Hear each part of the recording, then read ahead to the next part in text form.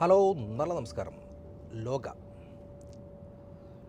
Writer and director Dominic Arun, music composer Jake Bijoy, director of photography Nimish Ravi, editor Chaman Chacko, action choreography Yannick Ben.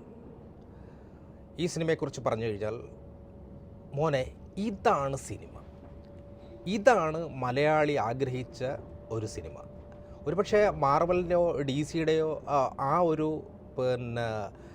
Super hero മൂവിയിൽ നിന്നും വ്യത്യസ്തമായിട്ടുള്ള ഒരു കിടിലം സാധനം, ഒരു ഹോളിവുഡ് മോഡ് ഇത് ക്രിയേറ്റ് ചെയ്ത് നന്നായിട്ട് തന്നെ. സാധാരണ നമ്മൾ മിന്നൽ മുരളിയിൽ നിന്നൊക്കെ കണ്ട ആ ഒരു ലോക്കൽ സെറ്റപ്പല്ല, പക്ഷേ ഈ ഒരു സൂപ്പർ ഹീറോ എന്ന് പറയുന്നത് നല്ല സ്റ്റൈലായിട്ട് തന്നെ ഇത് ചെയ്തിട്ടുണ്ട്. എനിക്ക് ഇതിൻ്റെ ക്യാമറ, എൻ്റെ ദൈവമേ, എന്തോ കിടിലം സാധനം എന്നറിയാമോ.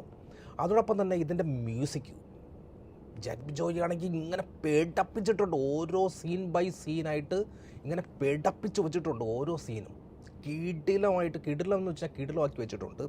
അതിൻ്റെ ക്യാമിയോ മുഴുവനും ഒന്ന് നമുക്ക് മനസ്സിലാക്കി തരാൻ വേണ്ടി ഏകദേശം ഒരു 10 ചാപ്റ്ററെങ്കിലും എടുക്കേണ്ടി വരും. അത്രയ്ക്കും ഓരോ ക്യാരക്ടറും ഇങ്ങനെ എൻട്രി ചെയ്തിട്ടുണ്ട്.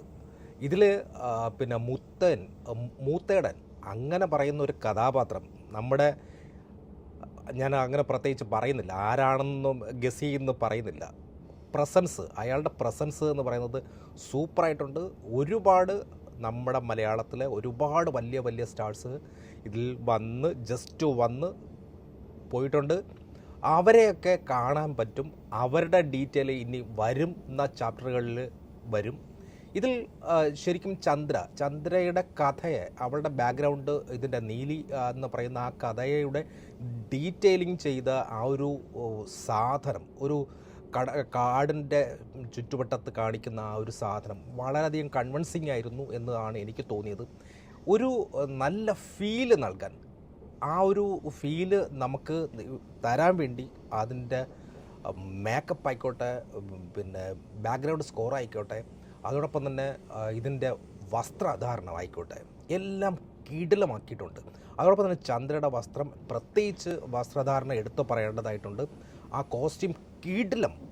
അതോടൊപ്പം തന്നെ ഈ ആക്ഷൻ സീക്വൻസ് എടുത്തു പറയണം. അതോടൊപ്പം തന്നെ ഇതിൻ്റെ സൗണ്ട് ഡിസൈനിങ് ചെയ്തിരിക്കുന്നത് കിടിലം എന്ന് വെച്ചാൽ കിടിലം. ഒരു ഗ്ലാസ് വീഴുന്നത് പോലും, ഒരു ചെറുതായിട്ടും ഇങ്ങനെ ഈ ശ്വാസം വിടുന്ന സൗണ്ട് പോലും കിടിലമായിട്ടാണ് മിക്സ് ചെയ്ത് വെച്ചിട്ടുള്ളത്.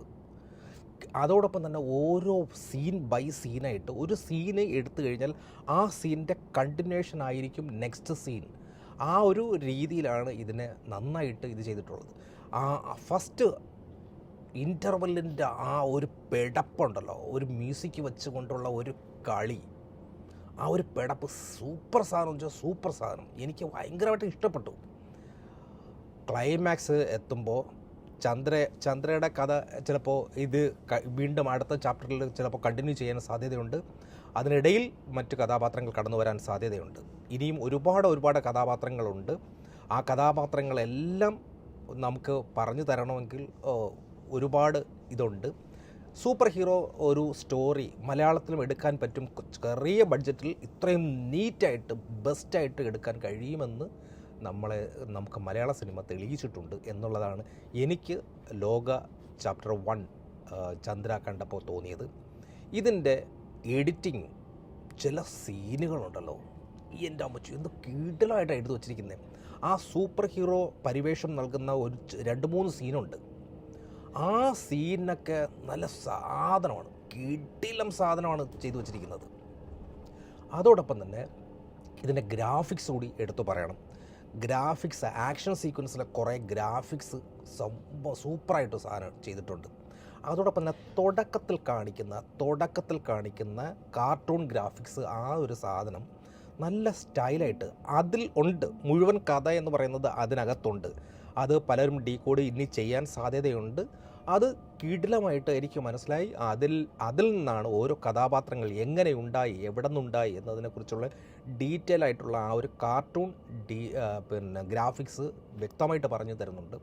അതുകൂടി കാണുമ്പോൾ നമുക്ക് സ്വല്പം കൂടി ഈ ആ ഒരു കാർട്ടൂൺ സീൻ കണ്ടു കഴിയുമ്പോൾ തന്നെ നമ്മൾ ഈ സിനിമയുടെ അകത്തേക്ക് ഇന്നാകുകയാണ്. അത്രയ്ക്ക് നന്നായിട്ടാണ് ഇത്, നല്ല സ്റ്റൈലായിട്ടാണ് അത് പ്രസൻറ്റ് ചെയ്തിരിക്കുന്നത്. എനിക്ക് തീർച്ചയായിട്ടും ഫാമിലിയായിട്ടും കുട്ടികളുമായിട്ടൊക്കെ പോയി കാണാൻ പറ്റുന്ന ഒരു നല്ല കിടിലം സിനിമയാണ് ലോക ചാപ്റ്റർ 1 ചന്ദ്ര. Thank you.